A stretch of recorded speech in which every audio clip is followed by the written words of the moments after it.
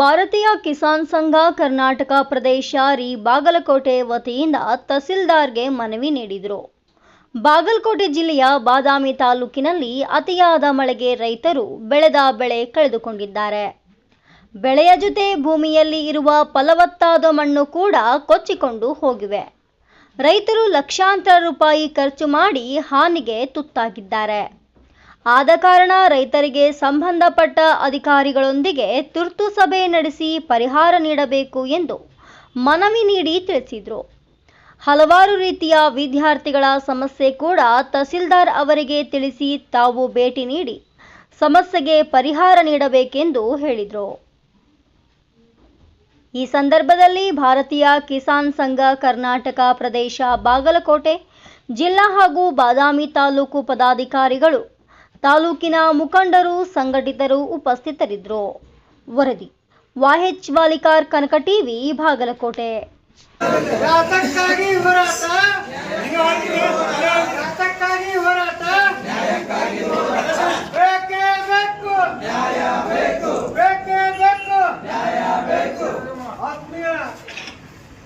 ರೈತ ಬಂಧುಗಳೇ, ಈ ಜಗತ್ತಿಗೆ ಅನ್ನ ನೀಡುವ ಅನ್ನದಾತನ ಸ್ಮರಣೆ ಮಾಡಿಕೊಂಡು ಇವತ್ತಿನ ದಿವಸ ನಾವಿಲ್ಲಿ ರೈತರು ಯಾಕೆ ಬಂದಿದ್ದೇವೆ ಅಂದ್ರೆ, ಇವತ್ತ ಕಳೆದ ಹಲವಾರು ದಿನಗಳಿಂದ ಸುರಿದ ಧಾರಾಕಾರವಾಗಿರ್ತಕ್ಕಂಥ ಭಾರಿ ಮಳೆಯಿಂದಾಗಿ ಅನೇಕ ಮನೆಗಳು ಬಿದ್ದಿವೆ.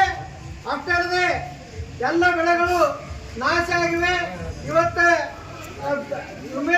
ವಿಮಾ ಕಂಪನಿಯವರು ಏನ್ ಮಾಡ್ಯಾರ ಅಂದ್ರೆ, ಈ ಪ್ರೀಮಿಯಂ ಅನ್ನು ಕ್ಲೇಮ್ ಮಾಡ್ತಾ ಇಲ್ಲ. ಅದಕ್ಕಾಗಿ ಕ್ಲೇಮ್ ಮಾಡಬೇಕು ಮತ್ತು ತಮ್ಮ ಇಲಾಖೆಯಿಂದ ಪರಿಹಾರವನ್ನು ಕೊಡಬೇಕಂತೇಳಿ ನಾವು ಒತ್ತಾಯಿಸ್ತಾ ಇದ್ದೇವೆ.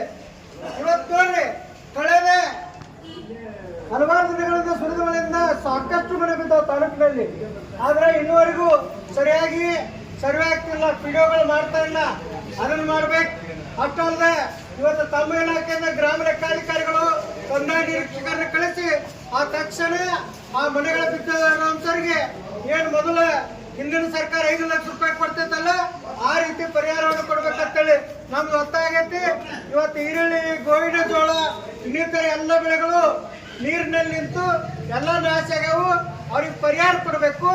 ಅಷ್ಟಲ್ಲದ ವಿಮಾ ಕಟ್ಟ ರೈತರು, ಆದ್ರೆ ವಿಮಾ ಕಂಪನಿಯವರು ಒಂದು ದಿನ ಅವ್ರ ಮುಖ ನೋಡಿಲ್ಲ. ಅಲ್ಲೇ ನಮ್ಮ ರೈತರು ಪಂಚಾಯತಿ ಒಳಗೆ ವಿಮಾ ಕಟ್ಟಿ ಬರ್ತಾರೆ. ಆದ್ರೆ ಪ್ರತಿ ವರ್ಷ ವಿಮಾ ಕ್ಲೇಮ್ ಆಗ್ತಾ ಇಲ್ಲ. ಅದಕ್ಕಾಗಿ ಕಂಪಲ್ಸರಿ ಏನಾಗೈತೆ ಅಂದ್ರೆ, ವಿಮಾ ಕಂಪನಿದ ಒಂದು ಕತೆ ಹೇಳ್ತೀನಿ. ಇವತ್ತು ಏನಾಗೈತಂದ್ರೆ, ನಾವು ಇದು ಮಾಡಿಸ್ಕೊಡ್ತೀವಿ ಅಂತೇಳಿ ಅರ್ಧಕ್ಕರ್ಧ ಪೇಮೆಂಟ್ ಇವತ್ತು ಬಂದದ ಲಾಭದೊಳಗೆ ಇನ್ನೊಂದು ಅರ್ಧ ನಿಮಗೆ, ಅರ್ಧ ನಮಗನ್ನುವಂಥದ್ದು ಈ ಜಿಲ್ಲೆ ಒಳಗೆ ನಡೆದೈತೆ. ಅದಕ್ಕೆ ಅದನ್ನು ತಕ್ಷಣ ಆಕ್ಷನ್ ಮಾಡಬೇಕು. ಮತ್ತೆ ಎಲ್ಲ ರೈತರಿಗೆ ಇವತ್ತು ಎಲ್ಲ ಇಲಾಖೆಯವ್ರಿಗೆ ಕರೆಸಿ ನೀವೇನು ಮಾಡ್ಬೇಕಂದ್ರೆ ಸ್ಟ್ರಿಕ್ಟ್ ಆಗಿ ವಾರ್ನಿಂಗ್ ಮಾಡಿ ಸರಿಯಾದ ಒಂದು ಸಮೀಕ್ಷೆ ನಡೆಸಿ ಎಲ್ಲ ಪರಿಹಾರ ಕೊಡಬೇಕು. ಇನ್ನೊಂದು ಹೇಳ್ಬೇಕಂದ್ರೆ, ಹಳ್ಳ ಕೊಳ್ಳಗಳು ಪೂರ ಎಲ್ಲ ತುಂಬ್ಯಾವ, ಹೂಳು ತುಂಬ್ಯಾವ.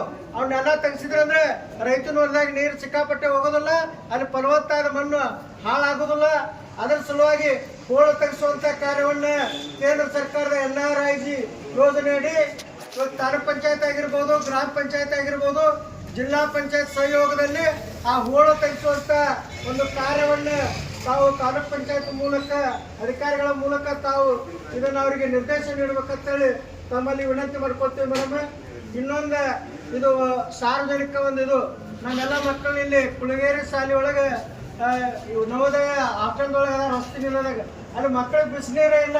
ಯಾಕಂದ್ರೆ ತಾನು ಇಂಥ ತಂಡ್ಯಾಗೂ ತಣ್ಣೀರು ಬಡ್ದಂದ್ರೆ ಆಕತ್ತೆ. ಅದಕ್ಕಾಗಿ ತಾವು ಯಾಕಂದ್ರೆ ತಮ್ಮ ಇಲಾಖೆಯವರ ಜಿಲ್ಲಾಧಿಕಾರಿಗಳ ಅದಕ್ಕೆ ಬಾಸ್ ಅದಾರ.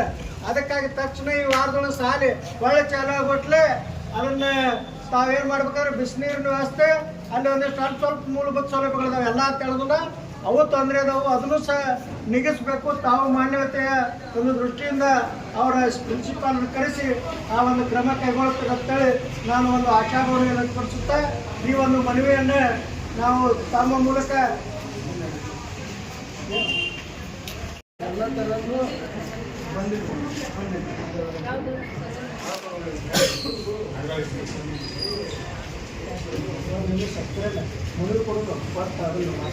ಅದು ಇನ್ನೊಂದ್ರಿ ಮೇಡಮ್ ಈಗ ಶುಗರ್ ಫ್ಯಾಕ್ಟ್ರಿನ ಐತ್ರಿ ಮೇಡಮ್ ನವೋದಯ ಸ್ಕೂಲ್ ಹತ್ರ ಅದನ್ನು ತೆಗೆಸುವಂತ ಏರ್ಪಾಡು ಮಾಡ್ಬೇಕು ರೀ. ಯಾಕಂದ್ರೆ ಲೀಗಲ್ ಇರ್ತಾರೆ ಮಕ್ಕಳಿಗೆಲ್ಲ ಆರೋಗ್ಯದಲ್ಲಿ ಏರ್ಪೂರ್ಣ ಆಗಿರ್ತದೆ. ಅಲ್ಲಿ ಟೀಚರ್ಸ್ಗಳು ಆರೋಗ್ಯದಾಗ ಏರ್ಪೂರ್ ಆಗೈತೆ ರೀ. ಅದೊಂದು ನೀವು ಸ್ವಲ್ಪ ಅದನ್ನ ಬೆಳೆಸ್ಕೊಟ್ರೆ